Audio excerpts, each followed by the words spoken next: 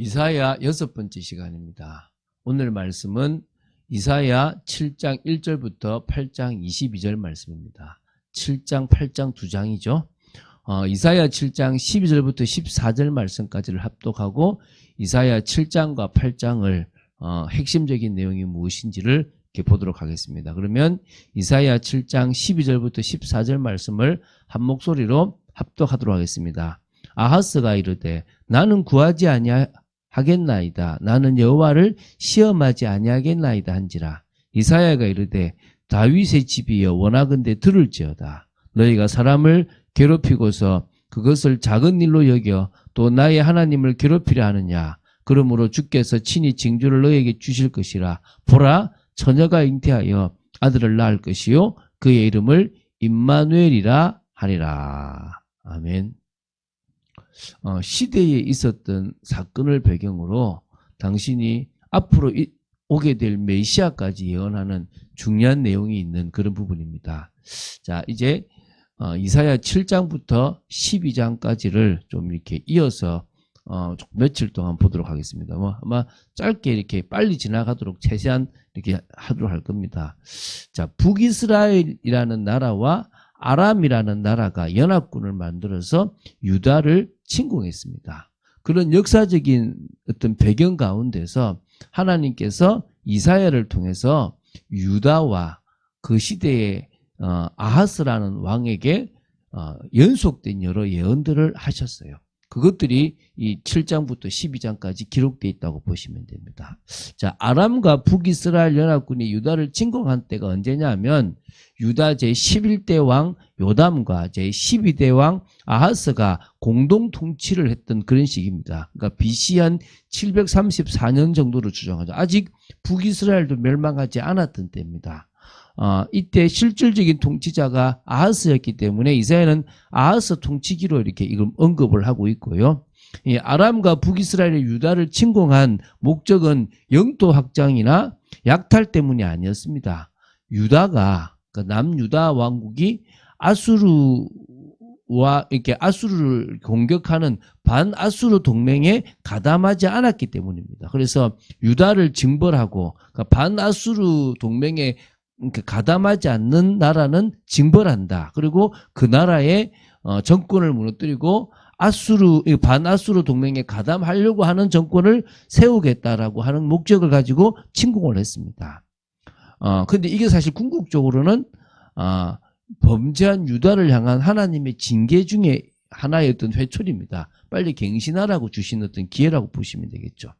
그래서 이 아람과 북이스라엘의 침공에 유다는 하나님 앞에서 자신들의 죄를 회개하고 하나님을 의뢰하여야만 했는데 그러지 않았던 거예요. 도리어 하나님 대신에 누구를요? 반아수르 정책을 펴고 있으니까 아수르를 의지한 거예요. 그래서 하나님은 당신을 불신하고 아수르를 의지한 유다에 대하여 심판을 경고한 겁니다. 그게 지금 7장, 8장에 주로 나오는 겁니다. 계속 좀 이어서 보겠지만 오늘 이 7장, 8장을 이렇게 보겠습니다. 먼저 7장을 보겠습니다. 그래서 좀 요약을 좀 하겠습니다. 1절부터 9절은 이런 내용입니다. 때는 유다왕 아하스 통치 시기라고 이사야는 밝히고 있는데요. 아람의 르신과 북이스라엘의 베가 왕이 동맹을 맺고 유다를 침공했지만 예루살렘을 함락시키지는 못했습니다. 그러니까 유다는요 공격을 막았지만 사실은 이 왕으로부터 백성들까지 모두가 심히 두려워했던 그런 상황입니다. 이때 하나님께서는 이사야에게 그의 아들 스알 야숲과 함께 아하스를 만나 북이스라엘과 아람은 결코 유다를 멸망시키지 못할 것이니까 안심하라, 두려워하지 말아라고 이렇게 말씀하도록 지시를 했어요. 그래서 가서 그 말씀을 전한 거죠. 그리고 오히려 하나님께서는 이 이사야로 하여금 북이스라엘이 멸망할 거다. 그러니까 하나님에 대한 굳은 믿음을 가지라라고 이제 이야기를 하라고 하고 그것을 이사야가 했다는 거죠. 하나님께서 아하스를 향하여 주신 약속은 이 남유다 왕국은 보존될 것이고 그 징조를 내가 주겠다라고 하는 거예요. 근데 아하스는요. 자기는 말씀을 구하고 싶지도 않고 여호와를 시험하고 싶지도 않습니다라고 하는 거예요. 한마디로요. 관심 없다는 거예요. 이게 신앙의 무관심이죠. 그죠? 그래서 이제 그런데도 하나님은 이사야를 통하여 일방적으로 임마누엘이라는 중요한 그 말씀을 주시는 거예요. 여러분 알다시피 이 임마누엘은 오실 메시아 관계 있잖아요. 그러니까 처녀가 잉태하여 아들을 낳을 것이니 그 이름을 뭐해라? 임마누엘이라. 그러니까 한마디로 유다는 메시아가 나올 나라이기 때문에 그런 민족이기 때문에 하나님이 지키시고 보호할 거고 그때 그 약속이 성취될 때까지 하나님은 이 나라를 지켜나가실 거니까 망하지 않는다는 거예요. 잠시 포로로 끌려가는 일은 나중에 있지만 이 시기도 그렇고 안 망한다는 겁니다. 그래서 이 약속은 아하스 시대와 직접적인 관련이 있고 앞으로는 뭡니까? 궁극적으로 예수 그리스도의 이 동정녀 탄생을 예언한 아주 중요한 그런 예언이라고 보시면 됩니다. 그래서 하나님은 항상 당신의 백성을 향하여 당신의 놀라운 사랑을 확인시켜 주시는 그런 하나님이십니다. 하나님께서는 아하스와 유다 백성의 그 패역에도 불구하고 임마누엘이란 징조를 주시며 그들의 보호를 약속하시고 그 약속을 지키신 분이십니다. 궁극적으로 그 임마누엘이신 예수 그리스도를 통하여 하나님을 떠나 살던 모든 죄인들을 구원하신 그런 사랑의 하나님이십니다. 그래서 우리는 그분을 기억해야 되겠죠. 그러면서 이제 7장 17절부터 25절은요. 하나님은 유다를 보존하시겠고 그 징조로 임마누엘을 약속하셨어요. 그런데도 불구하고 유다는 아하스는 여전히 하나님을 신뢰하지 못하고 누구를 의지합니까? 아수르를 의지하는 거예요. 그것을 아셨기에 이번에는 아수르를 통하여 심판하실 것이다. 너희들이 믿는 저 아수르가 너희들을 공격하고 내가 저 아수르를 너희들을 심판하는 도구로 사용하겠다라고 얘기하신 거예요.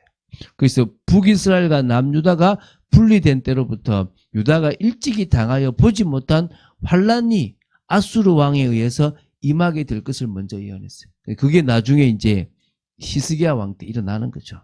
그리고 유다 땅이 당대의 주요한 두 강대국이었던 애굽과 아수르의 쉽게 말하면 전쟁터가 돼요. 각축창이 되거든요. 그것 때문에요. 유다가 큰 고통을 당합니다. 그것 때문에요. 진짜 땅도 황폐하고 그것 때문에 산업도 피폐해지고 완전히 무너져 버리는 나라가 될 거라는 것들에 대한 이야기를 하는 겁니다. 그러니까 물론 하나님이 또 다른 부분에서는 또 회복에 대한 부분을 하시지만 결국 그 아수르를 의지한 것 때문에 아수르 때문에 망하게 된다는 겁니다. 그러면서 이제 8장으로도 이제 쉽게 들어가면요. 1절부터 4절은 이런 내용입니다. 아하스는 여호와 하나님의 말씀을 진짜 안 믿었어요. 이게 악한 거예요. 뭐가 악하다고요? 하나님의 말씀을 믿지 않는 게 악한 거예요. 그래서 아람과 북이스라엘이 멸망할 것을 확증하는 마헬, 살랄, 하스바스라는 징조를 이렇게 예언으로 줘요. 이게 뭐냐면 하나님께서 이사야에게 큰 서판에 당시의 통영 문자로 마헬, 살랄, 하스바스라고 기록하게 하고요. 제사장 우리아와 그 다음에 여베레기야의 아들 스가랴를 불러서 공중하도록 이렇게 지시를 해요. 그러면서 이사야가 아들을 낳자 하나님께서 그 아이의 이름을 마헬, 살랄, 하스바스 이렇게 얘기한 거예요. 이게 뭐냐면 그 아이가 말을 배우기 전에 아람과 북이스라엘이 아수르에 의해서 망하게 될 것이고 그러니까 망하게 될 것이다. 이런 부분을 이 마헬, 살랄, 하스바스라고 얘기해요. 그러니까 너희들이 볼 때 지금 두려워하는 저 북이스라엘과 아람이 아수르에 망할 거다. 그거는 맞다라고 얘기하세요. 그리고 하나님은 유다를 보존해 주시겠다고 약속해 주시고요. 그 약속을 확증하기 위하여 임마누엘이라는 징조를 이제 주지 않습니다. 유다에게. 아하스는 이 약속에 전혀 귀를 기울이지 않았고요. 결국 아수르를 의지한 마음을 딱 굳히게 돼요. 그래서 이제 이 하나님께서 당신의 약속을 확증하기 위해서 마지막으로 마헬, 살랄, 하스바스라는 그런 징조를 주신 겁니다. 그래서 어렵죠. 8자. 그걸 기억하셨으면 좋겠습니다. 그리고 이제 뭐냐. 왜 아하스는 전능하신 하나님이 아닌 아수르를 의지했을까? 이걸 좀 생각해 봅시다. 그 당시에 아람과 북이스라엘이 적이지만 그들이 없으면 아수르란 나라가 결국은 누구를 침공합니까? 남유다를 침공하고 지금은 이 북이스라엘과 아람이 막아주고 있거든요. 근데 이제 그런데도 왜 그걸 의지할까요? 이게 지금요, 결국은 뭡니까? 눈에 보이지 않는 하나님이 아니라 눈에 보이는 그런 세상의 왕조를 더 신뢰한 어리석음이란 말입니다. 그런데 그러면은 대부분의 유다인들은 다 멸망받아야 되잖아요. 그렇지만 그 가운데서도 유다에 신실한 자들이 있었다는 겁니다. 그래서 그들을 향해서 주시는 말씀이 지금 이 8장의 5절부터 15절인 겁니다. 여호와는 당신이 이스라엘에 천천히 흐르는 실로와 물 같은 존재고 저 아수르는 흉흉하고 창이란 큰 하수 같다. 한마디로 천천히 흐르는 이 실로와 물을 버리고 저 르신과 르말리아의 아들을 기뻐하였기에 결국 아수르가 흉흉하고 창이란 큰 하수처럼 유다를 뒤덮고 삼켜버릴 것이다. 이 말씀을 지금 하시는 거예요. 그래서 하나님께서는 임마누엘로 역사하시고 그때 당신의 백성들을 친히 보호하실 것이다까지 말씀하시고, 그러니까 예언을요 아주 구체적으로 하나하나씩 지금 찝어주고 있는 겁니다. 그래서 오히려 하나님의 백성을 넘보는 이방 민족들을 망하게 할 것이다라는 그런 거죠. 그러니까 한마디로 유다의 신실한 자들은 결국 불경건한 자들과 같이 있지 말고 그 길에서 떠나서 여호와를 뭐라 말이죠? 경외해라. 그러면 된다는 거예요. 그리고 이제 마지막이죠. 이제 8장 16절부터 22절인데요. 하나님은 이사야를 통하여 오직 여호와를만을 의지하고 아수르를 의지하지 말라고 다시 한번 막 진짜 부탁을 해요. 제발 의지하지 마 이러고 있는 겁니다. 그런데도 이 아하스와 유다 백성들은요 듣지 않아요. 제가 보니까 망할 사람들은요 귀가 닫혔어요. 하나님이 하시는 말씀을 듣지 않아요. 후대들을 봐도요 귀가 닫힌 애들은요 결국은요 망하더라니까요. 그 하나님께서 이사야를 향하여 증거의 말씀을 이제 봉함하도록 하셨어요. 왜냐하면 봉인해서 잘 간직하라는 거죠.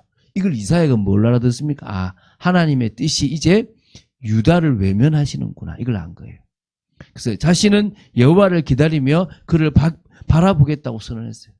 하나님이 유다를 버리셨으니까 더 하나님을 바라보겠다라고 선언하는 겁니다. 그래서 마지막으로 하나님께서는 신실한 자들에게 하나님께 구하지 아니하고 거짓 선지자나 우상 숭배자에게 구하도록 유혹하는 자들의 말을 단호히 물리치라. 그래서 그 유혹의 말을 물리치라.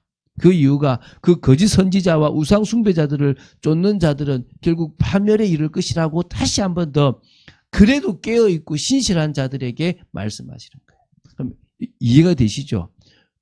북이스라엘과 아람이라는 나라가 침공할 그때에 자신들도 모르게 눈에 보이는 아수르를 의지하고 하나님의 말씀을 전혀 듣지 않는 일반적인 백성들을 향해서 돌아오라고 계속 말씀하시면서 결국은 심판이 있을 거다라고 예언을 합니다. 회개하고 돌아오면 끝나는 거죠. 근데 그게 안 되니까 이제 뭡니까? 신실한 자들에게 저들과 같이 있지 말고 너희들이 주님을 바라봐라. 그것도 안 되니까 뭡니까? 아예 봉함하도록. 나중엔 결국 이 말씀이 성취될 거라는 거예요. 여러분 이 시대도 마찬가지입니다. 그리스도 한 분이면 끝난다라고 얘기하는데 안 믿어요. 그리스도 한 분이면 전부라고 생각하는데 안 믿는다니까요. 그래서 뭐합니까? 기독교인이 힘이 없어요. 기독교인이 무너지고 있다는 거예요. 세상에 지고 있다는 것입니다. 오늘 우리는 답내십시오. 예수 그리스도 한 분이면 끝난다. 그분만 의지하면 된다. 그 믿음으로 나아가는, 그래서 오직 더 깊이 그분을 알아가는 여러분 되시기를 주 예수 그리스도 이름으로 축원드립니다. 주는 그리스도시요 살아계신 하나님의 아들이심을 고백합니다. 이사야 7장 8장의 핵심적인 내용을 쭉 봤습니다. 계속 하나님의 그런 정말 권면, 돌아오기를 바라시는 그 마음을 볼 수가 있습니다. 아버지, 이 시대에도 돌아오기를 원하시고 그리스도 한 분만으로 만족하기를 원하시는 주님만을 의지하는 저희들 되기를 원합니다. 역사하여 주시옵소서. 주 예수 그리스도 이름으로 기도드립니다. 아멘.